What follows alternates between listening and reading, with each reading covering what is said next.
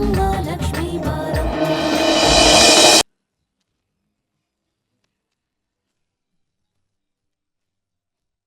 ಗಿರಿ, ಯಾರದ್ಲ ಫೋನು? ಗೊತ್ತಿಲ್ಲ ಚಿಕ್ಕಪ್ಪ, ಮಾತಾಡ್ತಾನೆ ಇಲ್ಲ. ಹೌದಾ? ತಪ್ಪ ಇಲ್ಲಿ ಫೋನ್.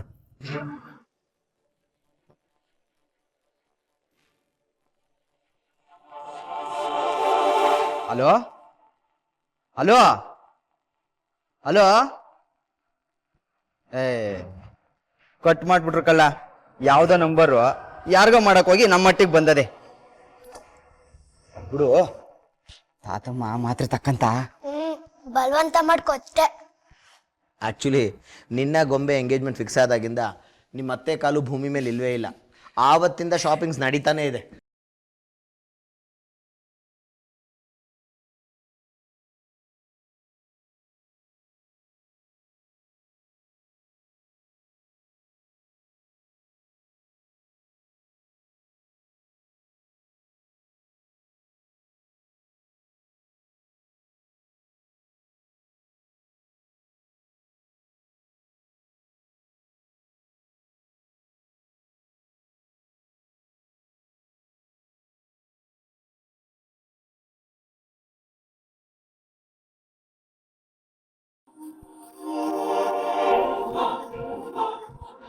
ಅದೇ ಬೇಡ ಅಂತ ಹೇಳಿದ್ಮೇಲೆ ಮಾವ ಅಳಿಯ ಇಬ್ರು ನಗ್ತಾನೆ ಇರ್ತೀರ. ತಗೊಳ್ಳಿ.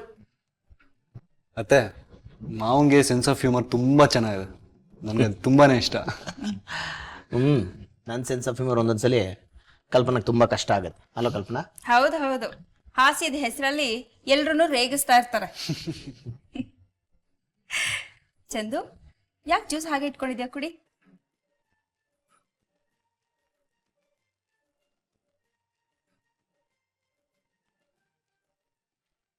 ಸರಿ ಅತ್ತೆ, ಟೈಮ್ ಆಯ್ತು. ಆಫೀಸ್ ಟ್ರೈನ್ಸ್ ಕಾಯ್ತಾ ಇರ್ತಾರೆ. ನನ್ಗೆ ಯಾರನ್ನೂ ಕಾಯ್ಸಕ್ ಇಷ್ಟ ಇಲ್ಲ. ಗೊಂಬೆನ್ ಮಾತ್ರ ಕಾಯ್ಸಕ್ಕೆ. ಓ, ಅದೇ ಬೇರೆ ವಿಷಯ, ಇದೇ ಬೇರೆ ವಿಷಯ ಬಿಡಿ. ಬರ್ತೀನಿ ಮಾವ. ಸರಿ ಬರ್ತೀನಿ ಅತ್ತೆ. ಹಾಗಾಗಿ ಬರ್ತಾ ಇರೋ. ಶ್ಯೂರ್, ಖಂಡಿತ.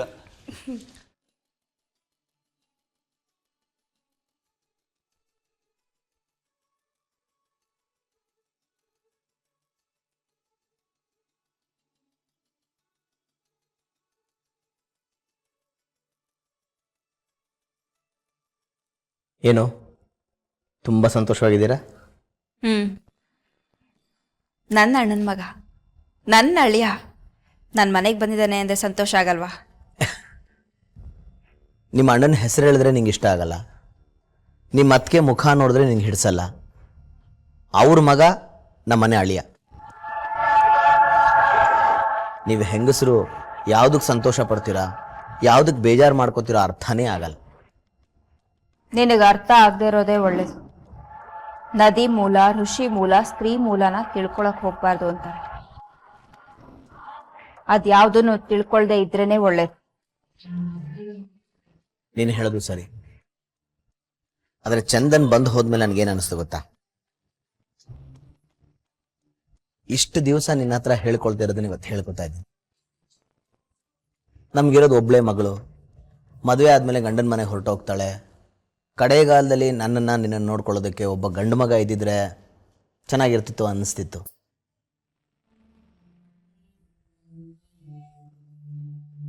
ಆದರೆ ಚಂದನ್ ಬಂದು ಹೋದ್ಮೇಲೆ ಹಾಗೆ ಮತ್ತೆ ಅನ್ಸಲ ಅನ್ನಿಸ್ತಾ ಇದೆ. ನಿನಗ್ಯಾಕೆ ಆ ಯೋಚನೆ ಬಂತು? ನಾನು ನನ್ನ ಮಗಳನ್ನ ಗಂಡು ಮಗನ ಹಾಗೆ ಬೆಳೆಸಿದ್ದೆ. ಈ ಕಾಲದಲ್ಲಿ ಗಂಡು ಮಕ್ಕಳು ತನ್ನ ತಂದೆ ತಾಯಿನ ಯಾರು ಸುಖವಾಗಿ ನೋಡ್ಕೊಂಡಿದ್ದಾರೆ ಹೇಳು?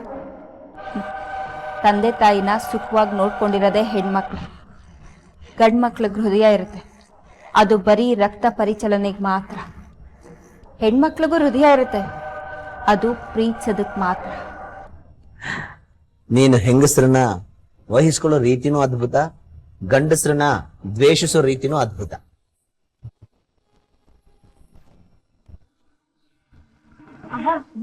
ಸಾರಿ ಏನ್ ಮಾಡೋದು? ಲಕ್ಷ್ಮಿ, ನಿನಗೇನು ಇಷ್ಟನೋ ಅದು ಮಾಡಮ್ಮ. ನೀ ಏನೇ ಮಾಡಿದ್ರು ಅದು ರುಚಿಯಾಗಿರುತ್ತೆ. ಲಕ್ಷ್ಮಿ, ಹುರುಳಿಕಾಳು ಸೊಪ್ಪು ಹಾಕಿ ಉಪ್ಸಾರು ಮಾಡಿ ಪಲ್ಯ ಮಾಡ್ಬಿಡು. ಸರಿ ಕಣವ್ವ. ಅವ್ವ, ಈಗ ಬಂದಿದ್ರಲ್ಲ ಅವ್ರು ನಿಮ್ ನೆಂಟ್ರೆ? ನನ್ನ ಅಣ್ಣನ ಮಗ. ನಿಮ್ ಗೊಂಬೆ ಅಕ್ಕ ಇದ್ದಾಳಲ್ಲ ಅವಳನ್ನ ಮದುವೆ ಆಗ್ತಿರೋ ರಾಜ್ಕುಮಾರ. ಅಯ್ಯೋ ನಾನು ಅವ್ರನ್ನ ನೋಡೋಕ್ಕೆ ಆಗಿಲ್ವೇ. ಅಯ್ಯೋಯ್ಯೋ, ಅದಕ್ಕೆ ಯಾಕೆ ಅಷ್ಟು ಬೇಜಾರು ಮಾಡ್ಕೊಳ್ತೀಯ? ಮದುವೆ ಆದಮೇಲೆ ದಿನಾ ನೋಡುವಂತೆ ಅವನ್ನ. ತಾನಾನೇ ತಂದನ್ನ ತಾನಾನೇ ತಂದನ್ನ ತಾನಾನೇ ತಾನೇ ನಾನೇ ತಾನಾನಂದನ್ನ ತಾನಾನೇ ತಾನೇ ನಾನೇ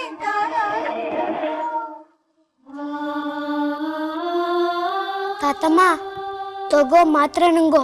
ತಾತಮ್ಮ ತಾತಮ್ಮ ಗಿರಿ, ತಾತಮ್ಮಂಗೆ ಊಟ ಮಾಡಿಸಿದ್ಯಲ್ಲ ಅದ್ಯಾವ್ರು ನಿಂಗೆ ಯಾವತ್ತೂ ಹಸ್ಕೊಂಡಿರಕ್ ಬಿಡಕ್ಕಿಲ್ಲ ಬಿಡು. ನಾನು ಊಟ ಮಾಡಿಸ್ದೆ ಚಿಕ್ಕಪ್ಪ, ನೀನ್ ಹೆಂಗಾರು ಮಾಡಿ ಮಾತ್ರ ನುಂಗ್ಸು, ಇಲ್ಲ ಅಂದ್ರೆ ಲಚ್ಚೇಕ ಬಂದು ನನ್ಗೆ ಬೈತಾಳೆ. ಓ, ಇನ್ನ ಮಾತ್ರ ತಕೊಂಡಿಲ್ವಾ? ತಾತಮ್ಮ ಆ ಚಿಕ್ಕ ಕೂಸಿ ಗೊತ್ತಾಗ ಇಸ್ಯ ನಿಂಗೆ ಗೊತ್ತಾಯ್ಕಿಲ್ಲ ಬಿಡು. ಊಟ ಮಾಡಕ್ಕೂ ಆಟ ಮಾಡ್ತೀಯ, ತಿಂಡಿ ತಿನ್ನಕ್ಕೂ ಆಟ ಮಾಡ್ತೀಯ, ಮಾತ್ರೆ ತಗೊಳಕ್ಕೂ ಆಟ ಮಾಡ್ತೀಯ, ಎಲ್ಲದಕ್ಕೂ ಆಟ ಆಟ ಆಟ ಆಟ. ಹೆಂಗ್ ಹೇಳ್ಬೇಕು ಅದ್ ಯಾವ್ರಿಗೆ ಗೊತ್ತು. ನಾನು ಆಟನೂ ಮಾಡ್ತಾ ಇಲ್ಲ, ಏನು ಮಾಡ್ತಾ ಇಲ್ಲ ಕಡ್ಲ. ಮುದ್ದೆ ಒಂದ್ಕಿತ ಕಡ್ಲ. ನನ್ ಮೊಮ್ಮಗಳ ಮಕ ನೋಡಿ ನಾನು ಸತ್ತೋಯ್ತೀನಿ. ನಾನ್ ಸತ್ಬೇಕಿ ನನ್ನ ಊತಕ್ಕೆ ನೀ ಕೈ ಮುಗಿದ್ ಬಿಡ್ಲ ಸಾಕು. ತಾತಮ್ಮ ಇದೇನ್ ಮಾತು ಅಂತ ಆಡ್ತೀಯ ಬಿಡ್ತು ಅನ್ನು. ಹಿಂಗ್ ನಿನ್ ಮೊಮ್ಮಗಳು ನೋಡ್ಬೇಕು ಅನ್ಸಂಗೆ ನಂಗ್ ನನ್ ತಕ್ಕಿ ಲಚ್ಚಿ ನೋಡ್ಬೇಕು ಅಂತ ಅನ್ಸಕ್ಕಿಲ್ವಾ? ಏಟ್ ಹೇಳರು ಅರ್ಥನೇ ಆಗ್ತಿಲ್ಲ ಬಿಡು. ಅದೆಲ್ಲ ನಂಗೇನು ತಿಳಿಯಕ್ಕಿಲ್ಲ ಕಡ್ಲ. ಮುದ್ದೆ ಒಂದ್ಕಿತ ಲಚ್ಚಿ ನೋಡ್ಬೇಕು. ಅವಳು ನೋಡ್ದೆ ಇದ್ಬೇಕೆ. ಅನ್ನ ಯಾಕೆ ತಿನ್ಬೇಕು, ಮಾತ್ರೆ ಯಾಕೆ ನುಗ್ಬೇಕು? ಈ ಅಟ್ಟಿಲಿ ಎಲ್ರೂ ನಾನು ಸಾಯ್ಲಿ ಅಂತ ಕಾಯ್ತವ್ರೆ ಕಡ್ಲ. ಸಾವು ಬಯಸೋ ಅಟ್ಟಿಲಿ ಜೀವ ಇರಲ್ಲ ಕಡ್ಲ. ನನ್ ಮೊಮ್ಮಗಳನ್ನ ಆ ಪಾಪ್ ಕೇಳಿ, ಆ ಕರ್ಮಗೇಡಿ ಮೊಮ್ಮಗಳನ್ನ ಅದೃಷ್ಟ ದೇವತೆ, ಅದೃಷ್ಟ ಲಕ್ಷ್ಮಿ ಅಂತಾರೆ ಕಡ್ಲ. ಹಂಗಂದವ್ರ ಬಾಯಿಗೆ ಬಣ್ಣ ಹಾಕ. ಆ ಪಾಪ್ಗಿಡಿ ಮೊಮ್ಮಗಳನ್ನ ನಾವೊಂದಕ್ಕಿಂತ ನೋಡ್ಬೇಕು. ಅವಳನ್ನ ನೋಡ್ತಾ ನಾನು ಸತ್ತೋದ್ರೆ ನಾನು ಅಂತರ್ಪಿಶಾಚಿ ಆಗ್ಬಿಡ್ತೀನಿ ಕಡ್ಲ. ಒಂದೇ ಹೊತ್ಕಿತ ಅವಳನ್ನ ನೋಡಿ ನಂಗೆ ಕಣ್ಣು ಮುಚ್ಚಿಬಿಡ್ತೀನಪ್ಪ. ಒಂದೇ ಹೊತ್ಕಿತ ನೋಡ್ಕೊಂಡು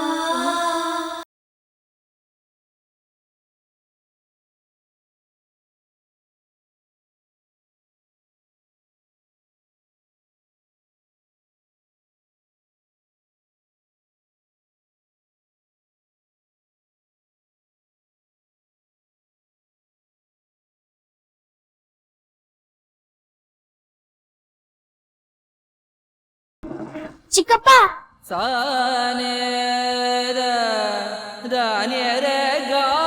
ಏನವಗಿರಿ? ಚಿಕ್ಕಪ್ಪ ಲಚ್ಚಕ್ಕ ನೋಡ್ದೆ ಇದ್ರೆ ತಾತಮ್ಮ ಸತ್ತೋಗ್ಬಿಡುತ್ತೆ. ಹಂಗೆಲ್ಲ ಮಾತಾಡ್ಬಾರ್ದು ಕಣವ.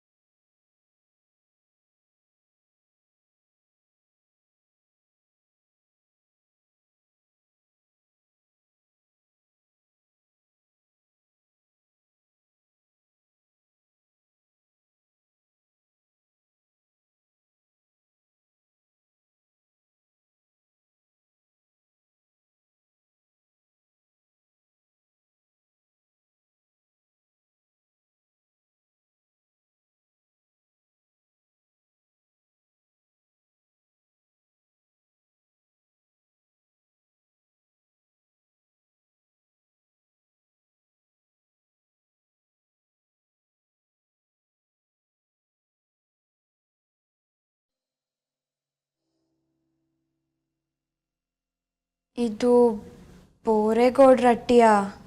ಹೌದು, ಜಿಲ್ಲಾ ಪಂಚಾಯತಿ ಅಧ್ಯಕ್ಷ ಬೋರೇಗೌಡ್ರ ಮನೆ ಇದು. ನಾನೇ ಬೋರೇಗೌಡ ಮಾತಾಡ್ತಾ ಇರೋದು. ಅಯ್ಯೋ, ಮಾವಯ್ಯ ಫೋನ್ ತಗೊಂಡವನೆ. ನೀವ್ಯಾರು? ಯಾರು ಮಾತಾಡಿ? ಹಲೋ, ನನ್ನ ಹೆಸರು ಕೇಳ್ಬಿಟ್ಟು ಮಾತಾಡ್ತಿಲ್ವಲ್ಲ, ಯಾರು ಮಾತಾಡಿ?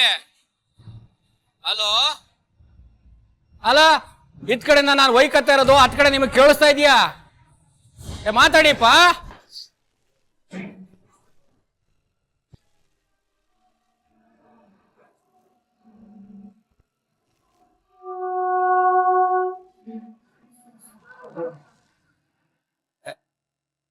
ನನ್ನ ಹೆಸ್ರು ಕೇಳ್ಬಿಟ್ಟು ಮಾತಾಡ್ತಿಲ್ವಲ್ಲ, ಯಾರಿರ್ಬೈದು?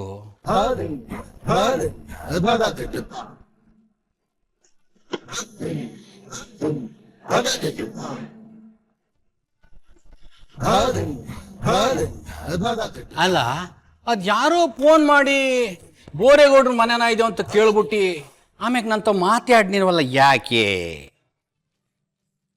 ಇದೇನ್ ಮಾವಯ್ಯ ನಿಂತ್ಕೊಂಡು ಒಬ್ಬೊಬ್ಬನೇ ಮಾತಾಡ್ತಿದೀಯಾ? ಬಸವ, ಅದ್ಯಾರೋ ಹುಡುಗಿನೋ ಯಮ್ಮನೋ ಫೋನ್ ಮಾಡಿ ಬೋರೇಗೌಡ್ರ ಮನೆನ ಇದು ಅಂತ ಕೇಳ್ದು. ಹ್ಞೂ ಅಂದೆ, ಅತ್ಯಪ್ಪ. ಆಮ್ಯಾಗ ನಂತ ಮಾತಾಡ್ನಿಲ್ಲ, ಅದನ್ನೇ ತಲೆ ಕೆಡ್ಸ್ಕೊಬಿಟ್ಟಿದ್ದೀನಿ. ಅಲ್ಲ, ನಾನು ಎಲ್ರಿಗೂ ನನ್ನ ಮೊಬೈಲ್ ನಂಬರ್ನೇ ಕೊಡೋದು. ಅಟ್ಟಿ ನಂಬರ್ ಯಾರಿಗೂ ಕೊಟ್ಟರೆ ಜಪ್ತಿನೇ ಬರ್ತಾ ಇಲ್ಲ. ಯಾರೋ ತಾಲೂಕು ಆಫೀಸಿಂದ ಕೆಲಸ ಆಗ್ಬೇಕೇನೋ ಫೋನ್ ಮಾಡವ್ರೆ, ನೀನ್ ಯಾಕಂದ್ರೆ ತಲೆ ಕೆಡ್ಸ್ಕೊಂಡಿಯಾ? ತೀಟ ಇದ್ರೆ ಮತ್ತೆ ಮಾಡ್ತಾರೆ ಬಿಡು. ಬಸವ, ಒಂದೊಂದು ಕಿತ ನೀನು ಆಡೋ ಮಾತು ಸತ್ತವ್ರು ಎದ್ದು ಬಂದಾಗಿರ್ತದೆ. ಗಂಟೆ ಹೊಡೆದಾಗ ಮಾತಾಡ್ತೀಯ ದೀಟ ದೀಟ. ಆಗ್ಲೇ ಫೋನ್ ಮಾಡಿದಾಗ ಮಾವಯ್ಯ ತಗೊಂಡಿದ್ದ. ಇನ್ನೊಂದ್ ಕಿತ ಫೋನ್ ಮಾಡುವ, ತಾತಮ್ಮನೋ ಗಿರಿನೋ ನಂಜುಂಡಿನೋ ಮಾತಾಡ್ಬೋದು.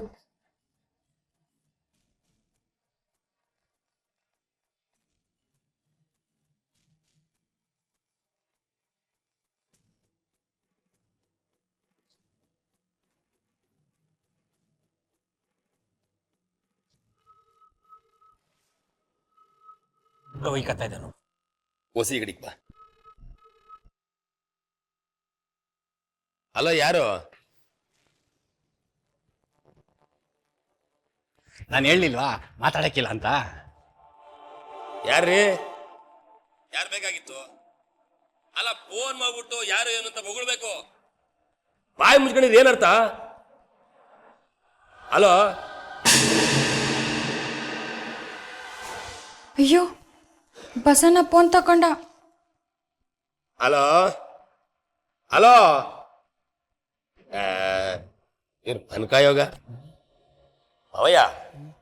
ಯಾರಿಗೋ ಮಾಡಕ್ಕೋಗಿ ನಮ್ಮ ಮಟ್ಟಿಗೆ ಬಂದದೆ ಅಟಯ್ಯ. ಹಂಗಲ್ಲ ಬಸವ, ಇದು ಬೋರೇಗೌಡ್ರ ಮನೆನ ಅಂತ ನನ್ನೇ ಹೆಸರಿಡ್ದು ಕೇಳಿದ್ರು. ಹ್ಞೂ ಅಂದೆ. ಆಮ್ಯಾಗ ನಂತವ ಮಾತಾಡ್ಲಿಲ್ಲ. ಅಲ್ಲ, ಅದು ಹೆಂಗ್ಸಿನ ಧ್ವನಿ ಬೇರೆ. ಹೆಂಗ್ಸಾದ್ರೇನು ಗಂಡ್ಸಾದ್ರೇನು ರಾಂಗ್ ನಂಬರ್ ಅಯ್ಯ. ಹಂಗಲ್ಲ ಬಸವ, ಆ ಹೆಂಗ್ಸಿನ ಧ್ವನಿ ಇತ್ತಲ್ಲ, ಅದ್ನೆಲ್ಲೋ ಕೇಳ್ದಂಗ.